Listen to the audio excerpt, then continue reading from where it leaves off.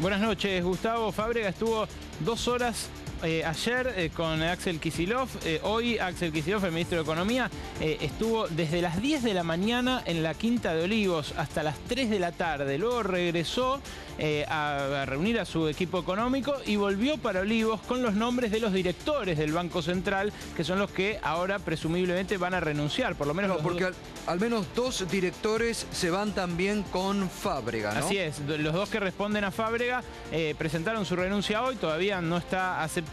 También habría presentado su renuncia un tercero que responde al jefe de gabinete, Jorge Capitanich, pero a las 4:30 de la tarde se produjo el diálogo final entre Juan Carlos Fábrega y la presidenta Cristina Kirchner. Y allí en ese diálogo finalmente ya Fábrega se sintió despedido tras el discurso de la presidenta de anoche. Así es, esperó a que cerraran los mercados de hoy, que ya con el rumor se desplomaron, y en ese momento la llamó a la presidenta, le dijo, evidentemente, tras sus palabras de ayer, no queda otra alternativa que presentar mi renuncia indeclinable.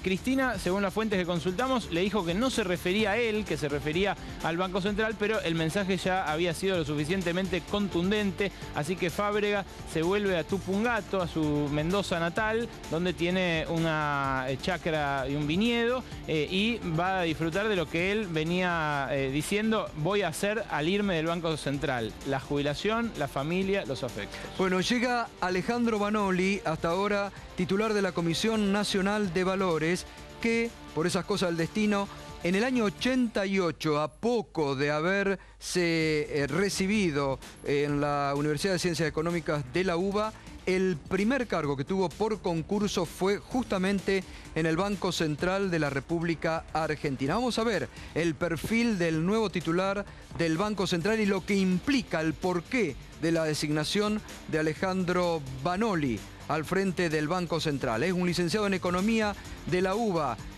Fue profesor en la Universidad de Quilmes, Australia, y en el Nacional Buenos Aires. Analista de la Gerencia de Deuda Externa del Banco Central, lo que les decía recién, entre el 88 y el 92.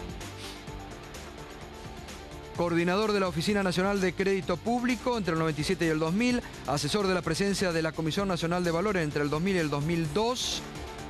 Luego llega nuevamente al Banco Central de la República Argentina en otro cargo. Asesor del directorio entre el 2002 y el 2005 y titular de la Comisión Nacional de Valores en el 2009 a la fecha. Se puede decir que Banoli es un hombre que, sin ser del kirchnerismo, está defendiendo el modelo y fue uno de los que, con todo el tema de los precios cuidados, desde la Comisión Nacional de Valores participó activamente, Berco, de los cabildos abiertos y denunciando también a grandes supermercados que hacían maniobra contra los precios. Acordate, Gustavo, cómo llegó a la presidencia de la Comisión Nacional de Valores Alejandro Banoli. Estaba en ese momento Eduardo Hecker, un hombre también que viene de la centroizquierda y desde allí se incorpora al kirchnerismo, y en ese momento estalla la guerra con Clarín. Cuando le piden a Hecker que avance, le pide específicamente a Guillermo Moreno que avance sobre Clarín, investigándolo, incluso se mencionaba la posibilidad de una intervención de papel prensa, él no acepta hacerlo, se ciñe a los protocolos, y el que da el paso al frente es el entonces vicepresidente de la CNB, que era Banoli, que dice, yo sí estoy dispuesto a avanzar. Es por eso una figura muy resistida en el mercado, y esto es un dato, Gustavo, el presidente del Banco Central en general tiene mucho diálogo. Bueno, era lo que tenía aparentemente Juan Carlos Fábrega, y que tal vez fue una de las razones que los llevaron a irse del Banco Central, porque ayer justamente la presidenta enfiló duro hacia algunas instituciones bancarias, como también indicando que Fábrega tenía cierta laxitud con los operadores del mercado. Fábrega siempre tuvo muy buen diálogo, claro, con los banqueros. Fíjate que él viene de presidir el Banco Nación durante varios años. No llegó a cumplir un año al frente del Banco Central. Fueron 315 días los que estuvo, y a pesar de eso obtuvo la venia del Senado, la votación de su pliego en el Senado, cosa que no había logrado en mucho más tiempo su antecesora Mercedes Marcó del Pont. Fábrega, durante este casi año de gestión, tuvo encontronazos con Axel Kicillof, pero al final habían recompuesto bastante bastante la relación y tenían buen diálogo. Coordinado siempre por el actual jefe de gabinete Jorge Capitanich, que es otro de los nombres que se está indicando en los próximos días. Podría volver al Chaco y por eso ya se está hablando también de un recambio en la jefatura de gabinete. Justamente Capitanich había logrado coordinar y armonizar las posiciones entre Fábrega y Kicillof. Evidentemente... Hoy se barajó, en lugar del nombre de Vanoli, se barajaron colaboradores de Axel Kicillof. Se habló durante el día, tanto a nivel gubernamental como en la City, de Emanuel Agis, secretario de Política Económica y virtual viceministro, de Pablo López, el secretario de Finanzas, pero finalmente la decisión de la presidenta fue poner allí a alguien con perfil propio y peso para el mercado, por más que fuera muy resistido. Vos fíjate que ayer denuncia que la quiere voltear el mercado con esas palabras, y hoy el corolario de esto en la acción es poner a alguien que va a tener un diálogo mucho más duro y que incluso hoy desde la CNB ordenó allanamientos a esas mismas casas de bolsa. Anoche hablábamos con Alejandro Vanoli, porque Vanoli estaba en Brasil, llegó esta mañana a la Argentina, al mediodía se entera que lo iban a designar, y Vanoli está investigando desde la Comisión Nacional de Valores. Justamente anoche dialogábamos en forma exclusiva con el que ahora es presidente designado del Banco Central de la República Argentina, y sobre estas operaciones irregulares denunciadas por la presidenta, anoche Vanoli nos decía lo siguiente. 2 sociedades de bolsa han representado el 58% del negocio del contado con liqui. Es evidente, acá no hace falta ninguna ley para investigar esto. Basta con que la Comisión Nacional de Valores, en ejercicio de las facultades de la nueva ley de mercado de capitales, examine junto con la FIP cuáles son los negocios que hacen estas sociedades. Porque la verdad que están desestabilizando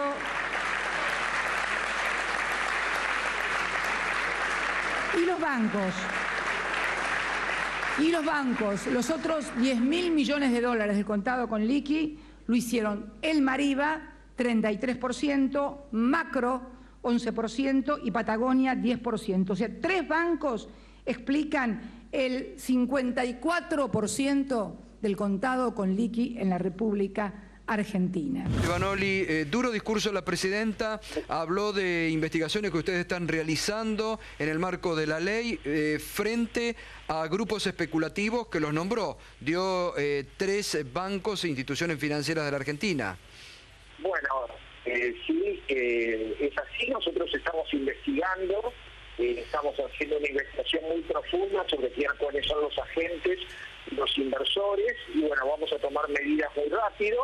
No las puedo anunciar por una cuestión de secreto y para que sean efectivas, y obviamente, bueno, en función de la magnitud de quienes operan, ver realmente cuál es el origen de estos fondos, si tiene justificación económica, si la situación tributaria es la que corresponde, si hay temas de lavado de dinero, es decir, seguir toda la ruta del dinero para ver precisamente que por un lado, la operación de contado con liquidación es legal en tanto y en cuanto se cumplan las normas. Ahora, si se usa para desestabilizar o se usa para violar las normas, esto evidentemente es una infracción o eventualmente un delito y va a ser sancionado.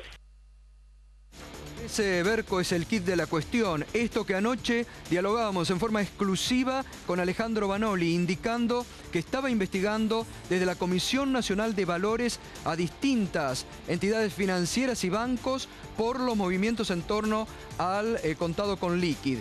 Quiere decir que se endurece también desde el Banco Central de la República Argentina, ya con Vanoli, los controles sobre la operatoria con dólar, está clarísimo. Así es, hoy también fue récord la demanda de autorizaciones para comprar dólar ahorro por parte de los particulares, de los ahorristas, porque claro, esto suma incertidumbre. Pensá que es el tercer presidente del Banco Central en 5 años y esto no es habitual ni en la economía argentina ni en ninguna otra. Vamos a ver en los próximos días muchos vaivenes en los mercados, así como te decía el derrumbe de hoy de casi el 9% en las acciones, casi 7% en las acciones que cotizan en Wall Street, pero también probablemente veamos nuevos allanamientos, nuevos operativos como los que hubo hoy en la City, específicamente en estas 2 casas de bolsa. Fíjate vos, ahí tenés en pantalla la cotización del dólar hoy, tanto en el mercado legal como en el ilegal y en el contado con liqui. Acá los tenés. Hoy la baja fue abrupta.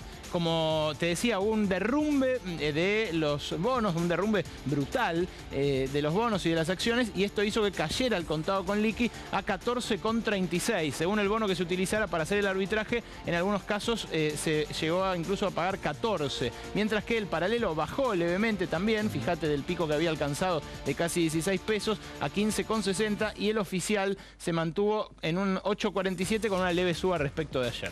Reiteramos, fue determinante un informe elaborado por Alejandro Vanoli como titular de la Comisión Nacional de Valores y Axel Kicillof, ministro de Economía, entregado a la presidenta, y la presidenta usa parte de ese informe en el discurso de anoche frente a Fábrega, que estaba sentado en la primera fila como presidente hasta ese momento del Banco Central de la República Argentina.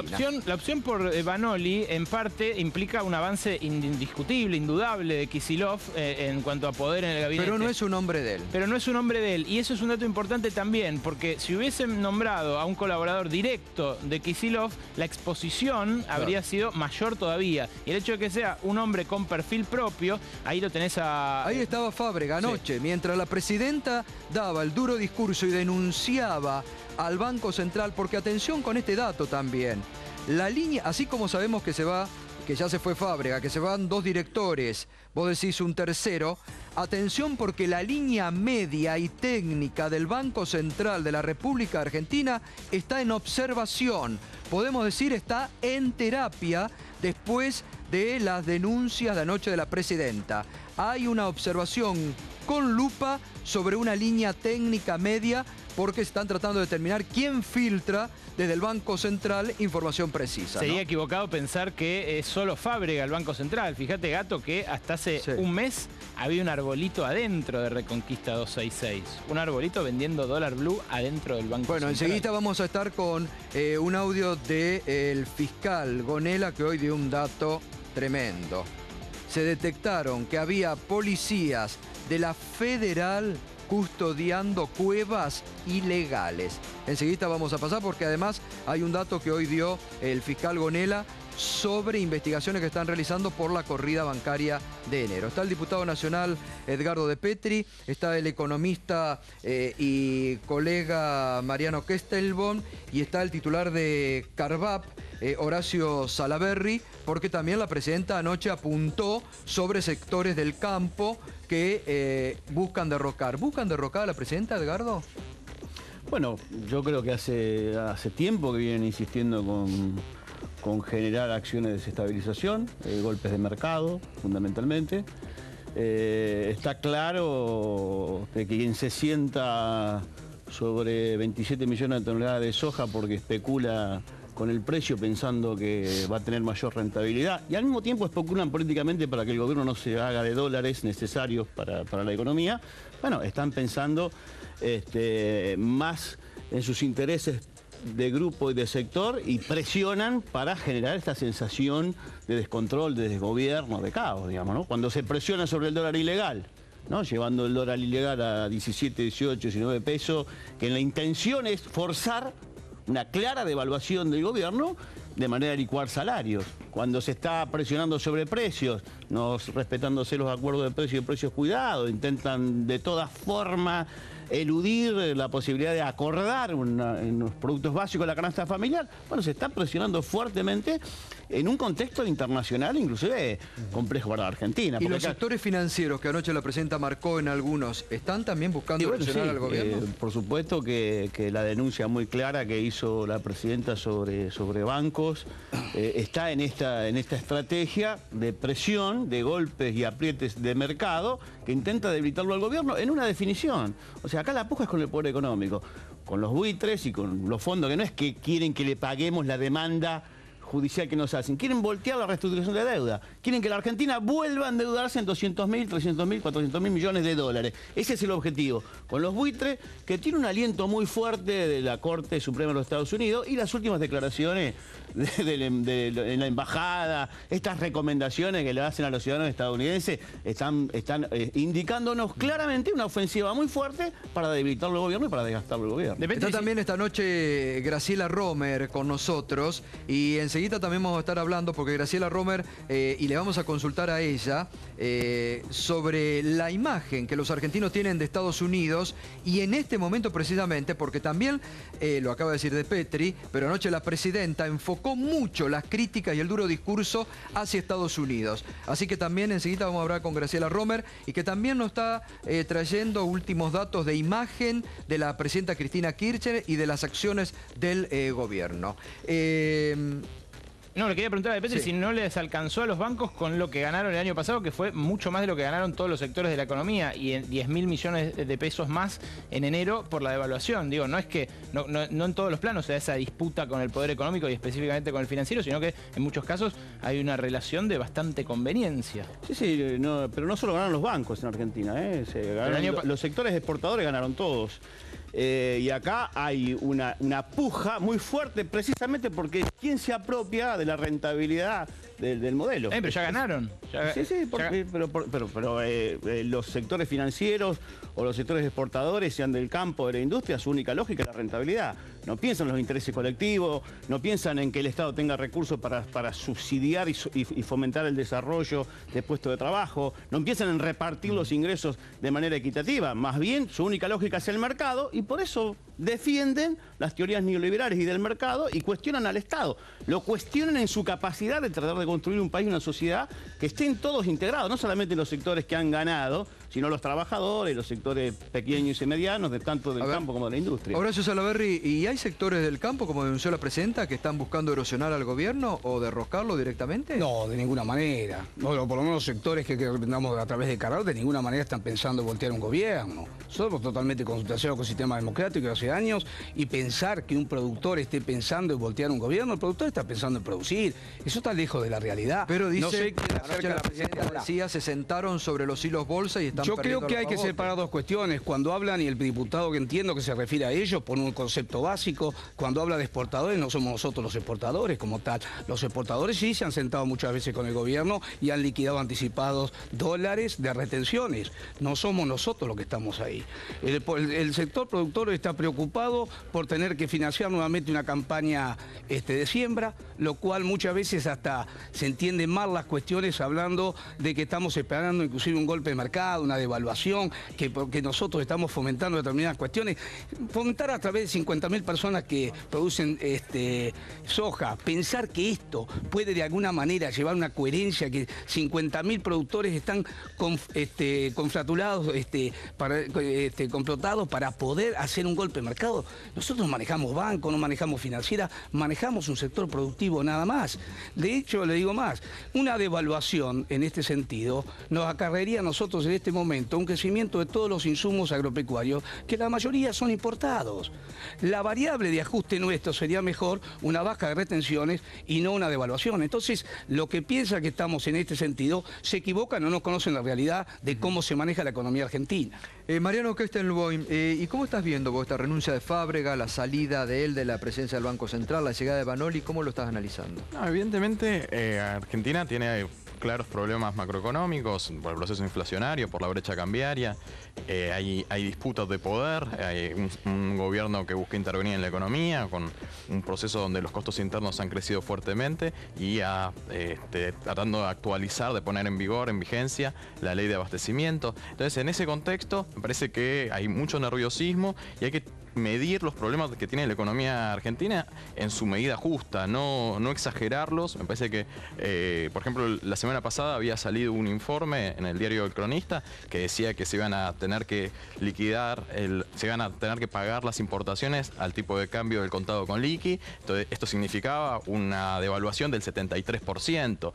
Y en las cámaras empresarias donde yo trabajo y los demás empresarios estaban todos pensando que eso era verdad, y era un delirio. piensen que en la tercera semana de enero, en esa semana cálida, la devaluación fue del 16%. Esto estaba 4 veces y media más. Entonces, hay realmente expectativas muy contrarias, hay mucha distorsión de la información y realmente el problema que tiene la macroeconomía argentina no es tan grave. Argentina en su cuenta corriente, esto es el intercambio de bienes, servicios y rentas con el resto del mundo, solamente el año pasado tuvo un déficit de menos de 1 punto en relación al PBI. El resto de las economías de la región tienen déficit de hasta 5 puntos en relación al PBI. Y este año, en el primer semestre, no hubo déficit de cuenta corriente. La cuenta corriente está equilibrada. Entonces, y ese es el intercambio que tiene, el intercambio real que tiene la Argentina con el resto del mundo. Claramente, la Argentina, con el litigio, con los fondos buitres y el respaldo de la justicia de Estados Unidos a esa posición, lo que tiene es un problema de acceso a los mercados financieros en las mismas condiciones que los socios regionales, porque eligió un camino independiente de reindustrialización, inclusión social, tratar de generar una mayor inclusión en la economía. ¿En qué contexto pone la salida de Fábrega de la presidencia del Banco Central? Porque era un hombre que estaba con el modelo, de larga trayectoria con el kirchnerismo, acompañaba a Néstor Kirchner desde la época de Santa Cruz. ¿Por qué se va? Bueno, claramente había diferencias, me parece. ¿Con Kicillof? Y en el equipo ¿Gana económico, poder Kicillof acá? La verdad que no hay que estar en el equipo económico para saberlo. Yo no estoy, así que no puedo opinar, pero me parece que había alguna división, había una posición. La variable clave de la economía en el último tiempo fue la tasa de interés. Cuando la tasa de interés bajó levemente, se produjo la disparada de las cotizaciones de las acciones, del contado con liqui, del dólar ilegal. Entonces, una posición era la de Fábrega, evidentemente, de mantener alta la tasa de interés. La posición del Ministerio de Economía, aparentemente, porque no hay comunicados oficiales, simplemente por la lectura de los diarios, mi interpretación era que era bajar un poco la tasa de interés para reanimar la actividad productiva. ¿Por dónde pasaban las diferencias con Kicillof de Fábrega, Berco? Lo de la tasa de interés es indiscutiblemente cierto, pero la pregunta es qué va a pasar ahora con las tasas de interés. Si el Ministerio de Economía pretende bajarlas para intentar reavivar la actividad económica, es probable que la tensión en el mercado cambiario, lo que veíamos antes en el monitor con el dólar, se reavive. ¿Pero por qué? ¿Cuáles eran las pujas entre Kicillof y Fábrega? No, las pujas razonables de las dos personas que ocupan los dos puestos más importantes de la economía de un país. Esto, evidentemente, se había empezado a reencauzar en las últimas semanas, como te decía hace un rato. Buen diálogo, incluso trabajo conjunto en el mismo despacho, estuvieron juntos 2 horas. Pero la pregunta ahora es, ¿qué va a generar como reacción la llegada de Vanoli? Que insistimos, es un hombre muy resistido por los mercados, muy resistido. Bueno, va a generar lo que estábamos hablando desde el principio, un mayor control sobre algunos aspectos de las entidades bancarias, crediticias y un mayor control sobre el dólar. Sí, pero las empresas también necesitan importar para mantener los puestos de trabajo en la industria, para seguir produciendo. Los dólares para importar no están y Argentina no los puede fabricar. El problema es, en este contexto, cómo nos podríamos haber preparado durante todos estos años de crecimiento para no depender tanto de los dólares. Salaverry, ¿ustedes cómo veían? ¿Tenían una opinión formada sobre Fábrega? ¿Cómo ven estos cambios? ¿Puede afectar el movimiento del dólar? Sinceramente, el tema de las tasas de interés. Sinceramente no sé, nosotros con Fábrega hemos tenido contacto cuando estaba en el Banco Nación, lo cual entendíamos que era un hombre que manejaba bien los destinos del Banco Nación. Hoy lamentablemente el Banco Nación no está en la misma característica cuando estaba Fábrega. Realmente se ha retaseado al sector agropecuario capacidad financiera a través de préstamos del Banco Nación y tenemos una preocupación en ese sentido. Ahora, estas modificaciones que ha hecho corresponderá a algún cambio que la presidenta ha querido hacer respecto de estas situaciones que se dan internas en estas cuestiones, pero nosotros no tenemos con claridad cuál va a ser la política económica hacia adelante o la política cambiaria. Edgardo, ¿y usted cómo lo analiza esta partida? ¿Había una tensión? ¿Cree que se había descuidado ciertos controles desde el Banco Central? Con lo que usted ayer estuvo frente al discurso de la presidenta. Ahí estuvimos con una definición muy contundente de la presidenta sobre una dificultad seria que estaba en el área del Banco Central, evidentemente, pero me parece que más allá de esto, Fábrega, que es una muy buena persona y que ha cumplido tareas importantes, que nosotros conocemos a Fábrega de aquel presidente del Banco Nación de Río Turbio en Santa Cruz, y que después ocupó diferentes puestos importantes, llegando al Banco Central. Sabemos que el Banco Central es un componente central de una política económica. Hoy quien conduce la política económica en este país es la Presidenta de la Nación, es Cristina Fernández de Kirchner, que tiene en el ministro Axel Kicillof una figura preponderante y que ha ganado protagonismo también en el debate económico en la Argentina, pero me parece que lo que se discute en todo caso, hay un nuevo colaborador que viene a fortalecer la política económica y el proyecto político de Cristina Fernández. ¿Cómo lo ven a Kirchner. Banoli? Porque Banoli ha participado junto a ustedes, a los movimientos sociales, de muchos de estos cabildos abiertos que... Me parece que Banoli tiene un perfil que no es solo un técnico importante, sino que es militante, tiene un compromiso con el proyecto y ha participado de debates, sobre todo con el tema de precios. Y me parece que en todo caso lo que está en tensión acá no es una interna adentro del gobierno. Lo que está en tensión es la puja con las corporaciones y con los grupos. Y yo, la verdad, para mí no hay casualidades. No hay casualidad en las disputas con los fondos buitre que quieren hacernos retroceder a endeudar a la Argentina en más de 200.000 millones de dólares. No se trata de que la Argentina pague intereses. Se trata de voltear el proceso de renegociación de deuda externa que le significó a la Argentina ahorrarse nada más y nada menos que 70.000 millones de dólares. Y está clara la tensión cambiaria con los sectores exportadores. O Pablo Roca, acaso no dijo que el grupo Techina ha dicho que el problema de Argentina son los salarios, con lo cual hay que devaluar, porque si devalúan, licúan salarios y crecen las ganancias de las empresas. Y lo mismo en los sectores exportadores. No estamos hablando al gringo que tiene 100 hectáreas de campo, le estamos hablando a Cargill, a Dreyfus, a Continental, le estamos hablando a los terratenientes, que son socios, ¿no? Y que muchos de ellos intervienen en el proceso económico en sociedad con las propias multinacionales. Esos son los sectores económicos junto con los bancos, que son los que pujan por la distribución del ingreso. Mira, me alegro que el diputado haya hecho una disquisición, ¿no es cierto?, respecto a quiénes son aquellos que son los que exportadores y quiénes somos los que somos productores, ¿no es cierto? Claramente nosotros representamos al sector productor y el sector productor está sumamente preocupado, vuelvo a insistir, en encarar una cosecha nuevamente, porque nosotros invertimos al año más de 200.000 millones de dólares en el país y esa 200.000 millones de pesos, y esa realidad hace que tengamos determinadas precauciones hacia el futuro, ¿no es cierto? ¿Le da más confianza o menos confianza la llegada de Banoli, el cambio de Fábrega por Banoli? Mire, lo que nosotros estamos viendo es un sistema muy inestable en cuanto a todo lo que es la cuestionación de la macroeconomía. Lo que nosotros necesitamos es una economía mucho más estable, con un dólar mucho más tranquilo y con una previsibilidad hacia el futuro para inversión. Yo no le podría decir cuál es qué va a hacer Banoli, porque tampoco uno podía arriesgar que iba a hacer Fábrega. No están claras las cosas de quién va a hacer cada cosa hacia el futuro en este país. Entonces necesitamos reglas claras de nuestro sector y previsibilidad hacia el futuro. Ojalá se pueda lograr a través de modificaciones en la macroeconomía. Graciela Romer, ¿cómo observás vos? ¿Qué análisis realizás vos de estos últimos movimientos? Esta salida de Fábrega. Sabés que los analistas de opinión pública somos algo así como un ombudsman de la opinión pública. Sí. Y yo te diría que la gente no entiende muy claramente qué es lo que está sucediendo a nivel, digamos, de estos conflictos, digamos, estos recambios a nivel del Ejecutivo. Yo lo que te diría es que esto parece más bien una puesta en escena que aleja cada vez más a la gente realmente de la política. Hoy el problema de la gente es realmente la inflación, fundamentalmente, la inseguridad, ¿sí?, el temor a la pérdida del empleo frente, digamos, a una situación recesiva. Y la verdad que ¿Hay preocupación de la sociedad por el tema económico? Pero por supuesto, hay preocupación básicamente, la economía es el tema económico, la pérdida, digamos, el temor a la pérdida del empleo es un tema también económico, no solamente un tema social. Y hay una cuestión que está muy vinculada y mucha contradicción, si se quiere, por desconocimiento. La gente común no sabe de economía, por eso tiene ministros de economía, digamos, sí, un gobierno, que se supone que además bregan por el bien común, ¿no es cierto?, y tienen como objetivo llevar al país a buen puerto. La cuestión con el tema del pago de la deuda, lo que sí está claro, digamos, en los discursos, digamos, de las últimas 2 o 3 semanas, que yo creo que arrancan con el discurso de Máximo Kirchner. Ahí creo que hay como un puente entre el último discurso de la Presidente y el discurso de Máximo Kirchner en términos de victimización, ¿sí? En uno vinculado con el tema de quien puedes llevar adelante, digamos, este proceso, y no hay ninguna posibilidad, digamos, de que pueda ser heredada digamos, más que por sí misma, se llama Cristina Fernández. Pero al mismo tiempo, el fracaso tiene que ver, ¿sí?, con un intento de victimización y la búsqueda, ¿no?, y la tercerización de responsabilidades.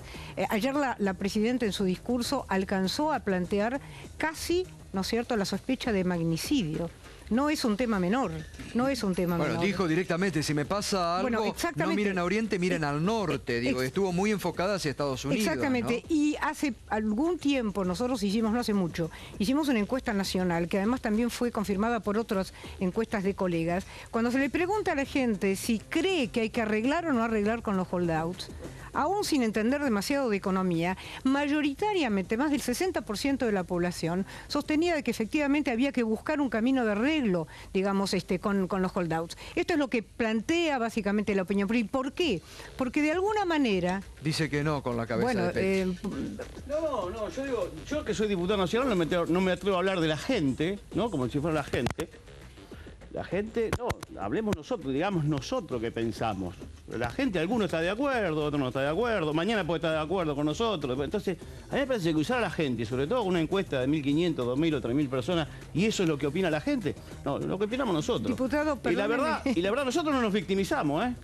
No nos victimizamos, nosotros decimos, hay una ofensiva de los fondos buitre que quieren hacer caer la reestructuración de deuda externa, que no hicimos nosotros, la hizo el golpe militar del 76, se empezó a endeudar ahí. Después la hizo el menemismo, la hizo la alianza con el blindaje y el megacanje, y la Argentina se endeudó en 100.000 millones de dólares. Que al mismo tiempo, sí, pero ese endeudamiento significó reprimarización de la economía, desocupación del 30%, rebaja salarial, cuasimonedas, apertura indiscriminada de la economía, concentración de riqueza, privatización de los sectores rentables, y nos devolvió un país donde se nos morían 100 pibes por hambre o por razones evitables. Entonces, eso es lo que hay que discutir con la sociedad. Que este pensamiento pueda tener mayorías, minorías, está en debate. A ver, Graciela. Pero los intereses están en la política. Para terminar, lo que hay en política es disputa de intereses. Sí. Muy concretito, los intereses del pueblo argentino y los intereses de los grupos y las corporaciones que se beneficiaron con el golpe 76, se beneficiaron después con la hiperinflación que le hicieron a Alfonsín, con el menemismo, con el dualdismo y con la alianza. Y que por primera vez tienen la Casa Rosada alguien que trata de representarlos. El mundo social no se divide entre el pueblo argentino y los factores de poder. Ese pueblo argentino son sectores... Bueno, por eso es una visión, digamos, particular y parcial, digamos, de la política. Pero lo que quiero decirle respecto de... usted debe tener encuestas o realizará encuestas, porque cuando los sociólogos hablamos de la gente, hablamos de promedios, hablamos de mayorías o minorías. Le estoy planteando que el 60% de la población considere intuitivamente, ¿sí?, que es peligroso no arreglar con los holdouts. ¿Nos puede poner en ese 60% que queremos arreglar? El tema es qué queremos arreglar y cómo se arregla. Porque pónganos que queremos arreglar. Nosotros queremos arreglar. Es más, el Banco Central, a través del Banco Nacional, le ha depositado a los holdouts, los que están afuera, le hemos depositado el valor que arreglaron los que ingresaron al canje, que mayoritariamente... Sí, pero nosotros también estamos en ese 60%. La diferencia es que nosotros no queremos arreglar en las condiciones que nos quiere imponer Griesa. Esa es la discusión, no es si queremos arreglar o no queremos arreglar. Yo no voy a entrar... Hace rato que estamos repasando las cuestiones que hacen a lo que es la macroeconomía, el ingreso de divisas. Mire, nosotros al principio de este año le hemos propuesto modificar la política triguera. El trigo en este país siempre ha sido uno de los principales cereales que se ha sembrado. Nosotros estamos haciendo entre 8 y 9 millones de toneladas de trigo. Se podrían hacer 15 millones de toneladas de trigo. Totalmente perfectible es hacerlo. 8 millones o 9 millones de toneladas exportables, con 8 millones se garantiza y sobra todo el mercado interno. Ese trigo, que lo compraría mayoritariamente Brasil, significaría en el Banco Central, entre diciembre de este año y abril del año que viene, 3.200 millones de dólares de divisas. O sea, cuando uno ¿por qué no se hace? Porque la política triguera no es compensable. Hoy el trigo se está pagando 1.000 pesos con cheques a 40 días. y el pan está a 25 o 30 pesos. Entonces, no le sirvió al consumidor y no le sirvió al productor. Creo que sentados en una mesa de diálogo, como se sientan otros sectores, podríamos convenir determinadas cuestiones. Y una sería esta, una cuestión muy clara, en un plazo de 6 meses, el sector agropecuario, dinamizador de la economía en muchos sectores, pondría 3.200 millones en las arcas del Banco Central. Mariano, no se ha hecho y hemos perdido todavía una siembra. ¿El gobierno tiene en este aspecto, por lo que dice Salaverry, cierto prejuicio por lo que pasó con la 125 y castiga al campo? El gobierno interviene en la economía activamente. Antes, en los años 90, se mantenía un tipo de cambio fijo de forma artificial y para eso se endeudaba constantemente. Este gobierno se cargó con la deuda de los gobiernos anteriores, pagó 190.000 millones de dólares, trató de reindustrializarse, las ramas productivas se recuperaron muchísimo. Un caso emblemático es el sector automotriz, que la producción más que se duplicó en relación al máximo de los años 90. Y en parte, para hacer esas políticas, al igual que hacen en Europa, redistribuye ingresos en Europa y en Estados Unidos. En Europa, el sector más débil es el campo y se le dan los recursos al campo. En la Argentina el sector más débil es la industria y se le dan recursos a la industria. Bueno, son manejos del gobierno en pos de mejorar el poder adquisitivo, el nivel de vida de la población. Obviamente el diputado genera no me dejó conflictos. Si volvemos a hablar de lo que es macro, perdón, como dice el licenciado, la idea es aportar divisas al Banco Central, que es lo que necesita hoy, dólares. Muy bien el apoyo a la industria, perfecto, pero el generador genuino de ingresos, de divisas, además del sector exportador automotriz, somos en el sector agropecuario. Entonces, cuando nosotros queremos entrar a una mesa para decir, dinamicemos esto e incorporemos. ¿El gobierno castiga al campo? Primero que liquiden las 27 millones de toneladas que tiene, que no liquiden el Banco Central. Pero primero, el aporte, nosotros no tenemos nada en el Banco Central. No tenemos nada en el Banco Central. Nos apropiamos de esos dólares para poder seguir sosteniendo el desarrollo de la industria, el trabajo, el empleo. La verdad si que usted genera la figura de la apropiación, alguien la existencia de mercadería es una le voy a contestar sobre el trigo. A mí me parece que el gobierno, la sociedad rural y los sectores que nos enfrentaron con la 125 dijeron que íbamos a estar importando harina, que no se iba a sembrar trigo. Bueno, sí, lo dijeron, y que no iba a haber pan. Digamos, dijeron, todas esas barbaridades dijeron cuando... Yo no la escuché. Sí, yo sí. Bueno, hay que buscar los tapes. Sí, como no. Hay que buscarlos. Yo no lo escuché nunca. Evidentemente hay una producción de trigo, de trigo que en primer lugar abastece el mercado interno y se liberan cupos de los saldos exportables para que ingresen divisas y para que los productores tengan esos niveles de rentabilidad. Ahora, bueno, no se escucha en el discurso dominante de la sociedad rural y de los sectores terratenientes y los sectores exportadores, no se escucha que el problema es el trigo.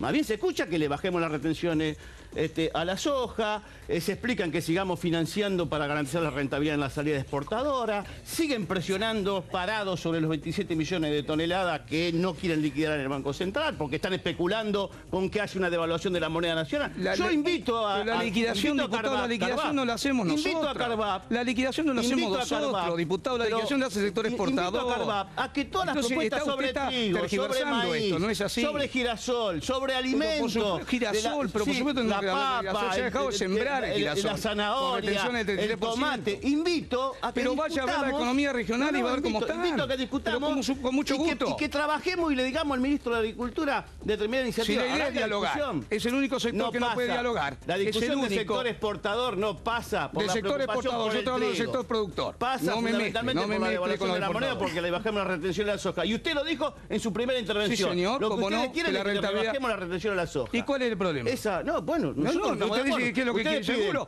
Pues si nos sentamos y acordamos...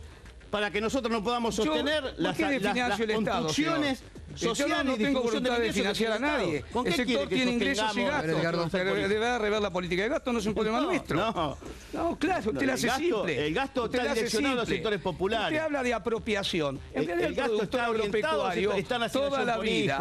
Está en la cloaca, el agua potable, el más de 1 millón de viviendas. Pero hemos puesto 62.000 millones de dólares, diputado, en eso. Está en el 7% del Producto Bruto vinculado a la educación. Que falta financiamiento. Ahí está el dinero. 62.000 millones puso el sector agropecuario. Ahora, hablar de financiar, lo hemos financiado ya. Salaverry, ya está pago. Salaverry vio lo que dijo Bussi, admitió que se habían equivocado en no liquidar y que ahora están perdiendo. Mire, el sector productivo siempre ha hecho, y más el sector agrario en tenencia de granos, ha hecho de esto la única moneda de cambio que ha tenido. ¿Por qué? Le explico por dos cuestiones muy simples. Nosotros tenemos que encarar una cosecha. ¿Cómo se consiguen los insumos a mejor precio? Con el canje. Y el canje es tenencia física.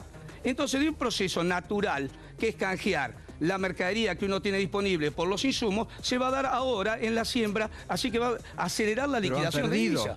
Los que guardaron sí, señor, han perdido. cómo no. Después no es la primera vez, hemos perdido con el trigo, con el país también. Para la soja para ganar más plata. Escúchenme una cosa, yo le voy a hacer muy claro. No hacen trigo porque van a la soja y ganan más plata. Mire, va a ser muy claro. Creían que el valor de la tonelada de soja Cuando iba a la estar en soja venía en 1.500 alza, cuando la soja venía en alza, en realidad se le decía al productor que no liquide la soja, porque cuando subía, el ingreso del país de divisa era mayor. Ahora resulta que cuando está baja, resulta que queda porque especulamos. Y cuando estaba en alta, no. Si el mismo gobierno decía que no había que vender después. Esto es lo que ha pasado. Nosotros no especulamos con esto. Es un sistema de cambio que siempre ha tenido el productor. Siempre mantuvo su valor en la mercadería, en el físico. Es natural y se ha dado durante todo el tiempo. Graciela, si querías agregar algo. No, es muy difícil, digamos, discutir si no se oye primero. Entonces, el tema es que el diputado no me dejó continuar con la explicación acerca de cuál es la razón por la cual la gente, el 60% de la población, 60-65, quería en su momento acuerdo con los holdouts, fundamentalmente porque la gente intuye que Argentina aislada es una Argentina que no genera empleo. Y en parte esto es lo que se ha discutido en este momento, digamos, en los distintos, digamos, participantes de este programa. El punto es cuando vos me preguntabas qué opinión tienen los argentinos, digamos, del vínculo con los Estados Unidos. Sí. Históricamente. Sí, es una porque cosa muy anoche la presidenta fue muy dura, responsabilizó efectivamente, y esto al encargado de negocios. ¿Qué opina la Argentina en este momento de Estados Unidos? Fundamentalmente la puja y la animaversión del argentino hacia los Estados Unidos es histórica. Hubo momentos, los 90, fueron un momento donde esta posición de alguna manera tuvo cierto recambio importante. Y el fracaso de los 90 fue lo que de alguna manera llevó nuevamente a volver a sospechar de alguna manera de los vínculos, digamos, de interés que hay por detrás de las políticas exteriores de los Estados Unidos. ¿Qué tiene que ver con lo que el gobierno haga, la opinión de los argentinos? Bueno, voy un poco a eso, Porque en los 90 había cierta relación carnal. Las relaciones carnales, pero justamente porque vivimos un momento, digamos, un ciclo, de alguna manera mundial, que tuvo que ver básicamente con la deificación, digamos, de los mercados como asignadores de recursos. Eso fracasó, digamos, y por eso lo que el 2000, digamos, lo que este segundo milenio, digamos, puso en juego no solamente en Argentina, sino en el resto de América Latina, una vuelta, digamos, a la revalorización del Estado, etcétera, etcétera. Pero hoy por hoy, entonces, la opinión, ¿cómo está del argentino respecto a los Estados Unidos? Yo lo que te diría es que hay una posición ambivalente, digamos, hay una posición dual. Sí. Por un lado, este tipo de, digamos, de sospecha. Pues aquí hicimos una encuesta hace algún tiempo, sí, donde le preguntábamos a la gente, imagine que tiene 4 amigos, ¿no?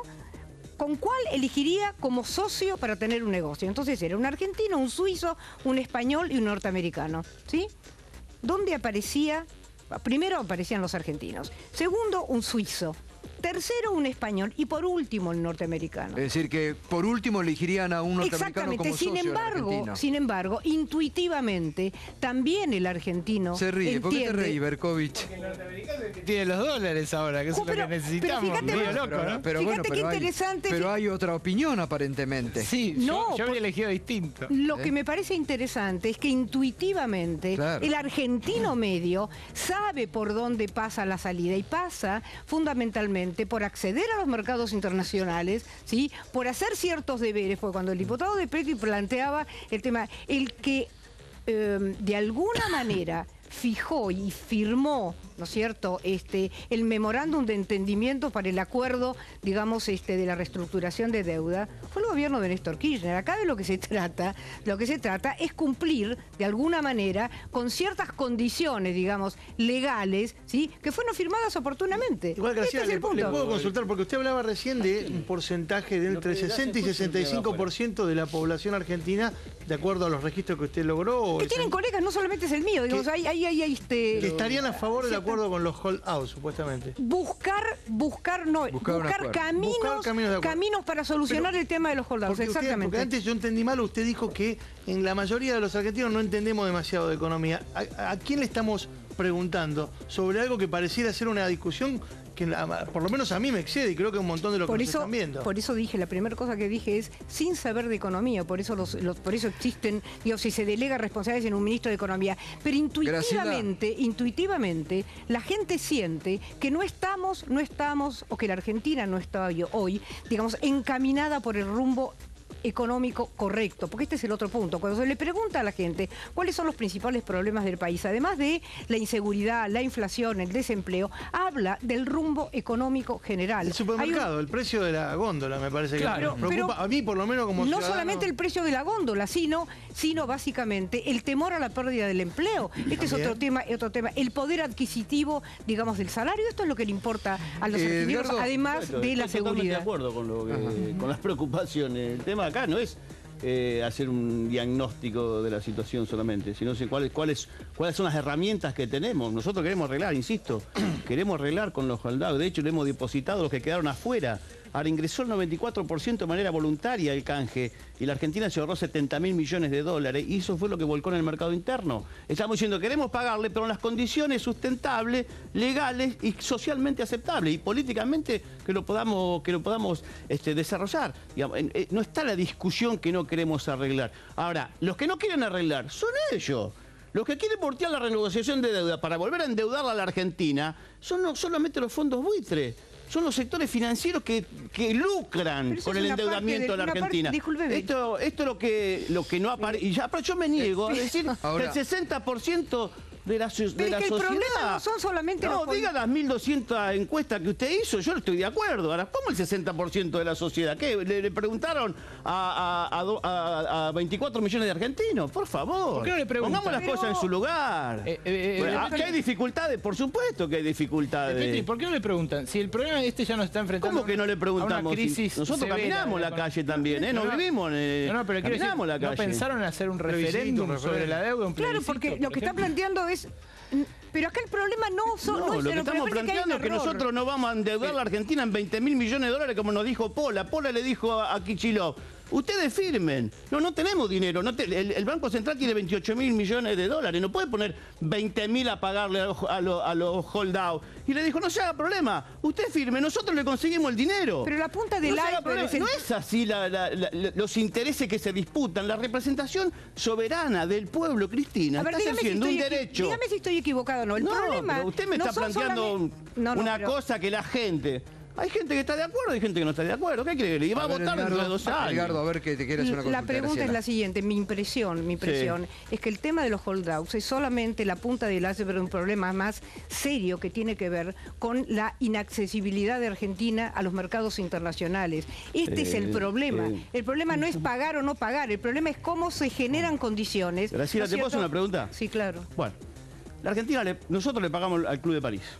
Arreglamos el conflicto del Cádiz. Así es. En una demanda que nos hizo YPF, arreglamos ahí. Le pagamos al Fondo Monetario Internacional 10.000 millones de dólares y le dijimos, señores, no vengan a condicionarnos la política económica. Ni el tema fiscal, ni la flexibilidad laboral, ni la rebaja de salario, ni déficit cero. No queremos endeudarnos de nuevo para pagar deuda. Bueno, a la Argentina le dijimos no al ALCA. No es gratis haberle dicho al Estados Unidos... Si no, nosotros vamos al acuerdo de libre comercio que ustedes plantean porque hay sectores económicos nuestros, los sectores exportadores, que pueden sobrevivir y la mayoría de la industria pequeña y mediana se cae a pedazos con los productores y el trabajo vuelve a ser el faltante principal, vuelve a ser la crisis más profunda, que es la ausencia de trabajo, falta de trabajo. Dijimos que no. Todo eso con una recuperación de un Estado presente en la economía. Eso es lo que está en discusión. Los modelos. Yo digo, la expectativa. ¿Quién genera expectativa? Acá, la televisión. Todos los días le están diciendo el dólar a 18, la hiperinflación se viene, el gobierno entra en cesación de pago, se derrumba. ¿Quién genera la expectativa? Lo que está en Nosotros discusión, la generamos, no, Igual, Edgardo, bueno, no termino. es medio Termino un A ver que concepto. Salaverry quiere es la meter. resolución de problemas. Fuera de esta cuestión que hace al pago de la deuda o no, yo cuando se hace toda esta cuestión del gobierno de Estados Unidos y la economía de Estados Unidos, en el tema triguero, y bueno insistir en lo mismo, todo el mercado brasilero que perdimos nosotros, lo ganaron los estados de Montana en Estados Unidos. Estados Unidos le vendió el 43% más de trigo a Brasil que le vendía a Argentina. Y esto significa, y a modo de reflexión para que no vuelva a suceder el año que viene, es que la política triguera nuestra benefició a los Estados Unidos y al estado particularmente de Montana, en vez de al distrito de Tres Arroyos o de Coronel Suárez, que son Ucrania. trigueros. O sea, esa cuestión es la cuestión que hay que plantear a modo de reflexión. Porque si no tenemos una queja hacia Estados Unidos que puede ser válida o no, no entro en esa situación, en ese análisis, no podemos seguir con políticas que terminen beneficiando a los productores de Estados Unidos en contra de un productor argentino que hoy vende el trigo a 1.000 pesos. A ver, Graciela. Porque vos querías preguntarle algo a... No, ya me olvidé lo que quería preguntarle, pero en última instancia a mí me parece que el tema con la opinión pública y la discusión que tuvimos acerca de... Mira, las encuestas son supuestamente científicamente realizadas y existe algo que se llama representatividad. No hace falta hacer censos, para eso está...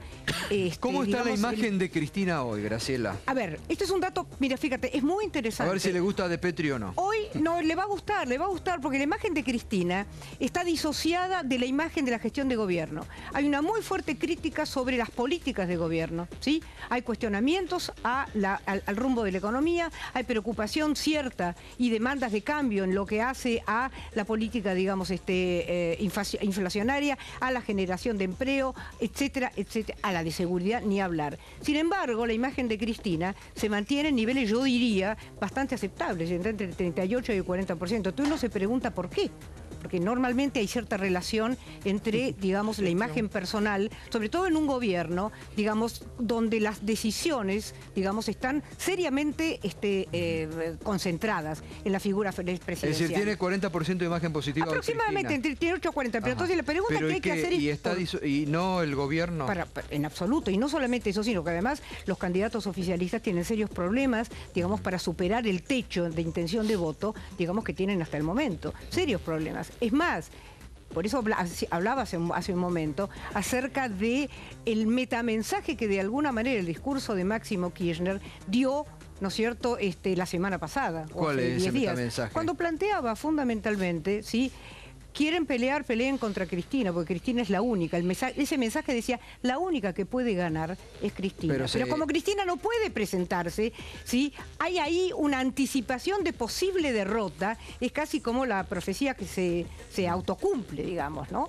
Entonces, acá hay un tema vinculado a cómo explicar, porque yo quiero explicar hoy esto. Vos dijiste algo también, que hay muchos sectores de la sociedad que lo están diciendo los últimos días, se lo quería preguntar. Vos hablaste de victimización del gobierno, como que están buscando culpas ajenas. Victimización de Cristina, no solamente del gobierno, lo cual, sumado al discurso, digamos, si uno liga el discurso de Máximo Kirchner con, digamos, lo que está planteando el discurso de ayer de la presidenta, pareciera que hay una... yo no hablaría, no sé si hablar de estrategia, pero sí, digamos, un eje discursivo que de alguna manera pone a Cristina Fernández por fuera de una posible derrota, ya sea porque no puede presentarse elecciones, ya sea justamente por, digamos, el ataque directo, lo dijo ayer. Piensen, ¿sí?, que si... ¿Cómo fue que dijo exactamente? Que si desaparezco... No, si me pasa algo, no miren a Oriente, si no miren al Norte. Así es. Pero vuelvo a decir, ¿por qué le pasa? Quiero terminarle esta idea, Gustavo. Creo, y acá sí se liga el tema de Estados Unidos, ¿por qué Cristina tiene mayor imagen personal positiva que la imagen de gestión? Porque hay en el imaginario colectivo una idealización muy fuerte de comportamientos rebeldes, digamos. Se valora enormemente comportamientos activos contra, de alguna manera, el gigante, ¿no es cierto?, el más poderoso que hoy por hoy representa a los Estados Unidos. Y de alguna manera, este accionar, digamos, esta voluntad, digamos, de pelear contra los poderosos, eso es algo que genera una simpatía enorme en la población. ¿Eso es víctima? ¿Eso es victimizarse? ¿Se están victimizando ustedes? No, la victimización es la... bronce, digamos. No, son las dos cosas. Por un lado, la victimización está vinculada con el tema de vienen por mí. vienen por mí. O sea, no solamente no vienen por un partido, no vienen vienen por mí, ¿no es cierto? Y al mismo tiempo hay una idealización porque los contenidos de esa victimización, ¿no? La caracterización de los actores, digamos, está vinculada con el poderoso. ¿Hay una victimización, Edgardo? De ninguna manera. Lo que hay es una disputa política fuerte, económica, de proyecto y de modelo con los sectores económicos. Mire, nosotros insistimos con algo. Quieren hacer caer la renegociación de deuda exitosa que tuvo la Argentina de su deuda externa. La quieren hacer caer, ¿no? Tenemos que volver a discutir un endeudamiento de 200.000 millones de dólares en Argentina. Quieren devaluar la moneda, sectores exportadores, la quieren devaluar. ¿Para qué? Para licuar salario, ¿sí? Y para aumentar ganancias. Quieren la devaluación de la moneda nacional. Quieren ir a más del 10% de desocupación. Porque cuando hay una crisis, los empresarios lo primero que hacen quieren despedir. Decimos, no, ganaron durante 10 años, sostengamos el empleo con las ganancias que tuvimos y el Estado interviene con los empresarios privados, con los sindicatos y tratamos de defender el empleo. El empleo es fundamental. Quieren ir a más del 10% de desempleo. ¿Por qué? Porque si hay devaluación y licuación de salario y si hay desempleo, el año que viene no existen las paritarias. El año que viene empieza de nuevo la flexibilidad laboral, empieza a flexibilizar y empieza el mecanismo de presionar sobre el tipo de cambio, sobre los precios de los productos básicos de la economía familiar y sobre el empleo. Bueno, ahí está quitando fantasmas usted. No, es la real. Quieren volver a generar el proceso que le hicieron a Alfonsín en su momento, el que le hicieron después al menemismo, porque antes de la privatización y de la entrega le hicieron el proceso hiperinflacionario, y quieren volver a generar terror. Perdón, no lo hacemos nosotros, lo hacen ellos, porque quisieran que Cristina ponga el dólar a 20 pesos. Quisieran que Cristina dijera, bueno, se despide, y bueno, que no intervengan los sindicatos del Ministerio de Trabajo. Lo que claramente cambió... Quieren que hagamos política de ajuste, eso es lo que están planteando. Lo que claramente cambió también es la actitud del empresariado y del establishment frente al gobierno. Lo que hasta hace 2 años era temor a hablar on the record o a mostrarse y que uno tenía que recurrir al off the record, reunirse uno por uno con los empresarios para intentar sondear lo que pensaban, hoy es una actitud mucho más desembosada. Hoy, este mismo mediodía, minutos antes de que se empezara a correr el rumor de la salida de Juan Carlos Fábrega del Banco Central, estuvieron 2 de los banqueros acusados ayer por Cristina Kirchner almorzando en el Hotel Alvear junto con candidatos presidenciales, junto con Sergio Massa, junto con Ernesto Sanz y junto con el candidato el retador uruguayo, Luis Lacalle Pou, que estaba invitado al Alvear para hablar ante unos 100 empresarios. Ahí estuvieron Jorge Brito, el dueño del Banco Macro, estuvo Stuart Milne, el dueño del Banco Patagonia, sentados entre las mesas. Tuve la oportunidad de preguntarle incluso a Brito por la acusación de ayer de la presidenta y dijo, no entendemos, nos sentimos honrados, ironizó por haber sido mencionado, pero no entendemos de qué habla, porque nosotros estamos operando el contado con liqui, que es el dólar arbitrado con bonos, a pedido de clientes y no porque nosotros lo estemos operando. De todas maneras, tenemos, si querés más tarde, una lista de todas las entidades, ya no solo las 3, sino todas. Bueno, a ver, ahí está. Ah, ahí la tenés, mirá, ahí tenés todas las entidades que operaron con bonos en el mercado continuo, que es el que se usa para operar con el contado con liqui. Y fíjate cuáles son las que tienen más volumen. Las 2 que fueron allanadas hoy, la de Balance Capital y Mariva Bursátil, estas 2 concentraron el grueso de las operaciones.